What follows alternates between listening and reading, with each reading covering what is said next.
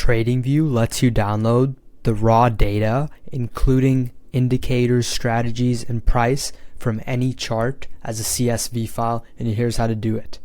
All you have to do is go to the chart whose data you want to save and head over to the top right. Next to the name of the layout of the chart, you'll see a drop-down arrow. It says Manage Layouts. Click here. It's super simple. Go down to Download Chart Data, and all you have to do is click on it. Now, just click on Download, and you'll have it saved as a CSV file. You might be wondering, what are the use cases for this? Well, say you want to backtest outside of TradingView, the CSV file gives you data to build that.